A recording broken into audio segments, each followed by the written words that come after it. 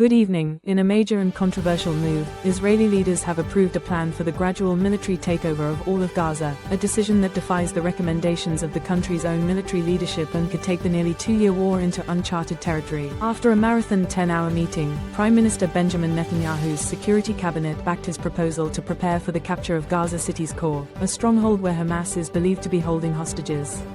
Later stages would see Israeli forces advancing into central Gaza, areas where the military has largely avoided operating until now. The stated goal, a decisive victory over Hamas.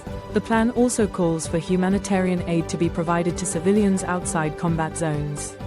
But it will take days to mobilize reserve forces, reposition troops, and evacuate tens of thousands of Palestinians from the new areas of fighting. The cabinet approved 5 principles for ending the war: disarming Hamas, returning all 50 remaining hostages, demilitarizing Gaza, maintaining Israeli security control over the territory, and establishing a new civilian administration not linked to Hamas or the Palestinian Authority. Currently, Israel says it controls about 75% of Gaza.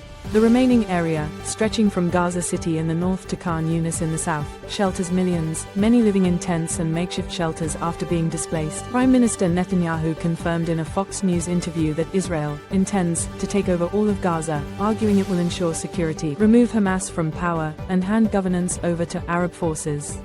He stressed Israel does not plan to permanently govern the enclave, but the move comes amid stalled ceasefire talks and growing pressure from allies to end the war and address a worsening hunger crisis.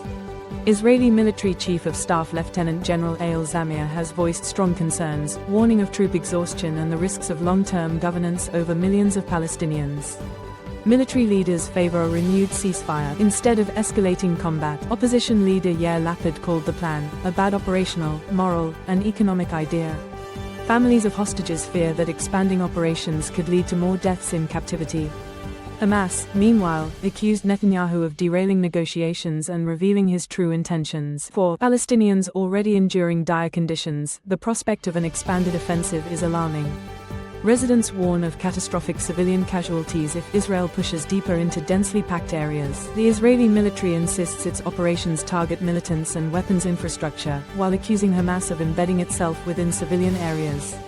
But as the war approaches its second year, this decision marks one of the most significant, and potentially most dangerous, turning points yet. This is Dorcas Bitrus, reporting for News Nexus TV.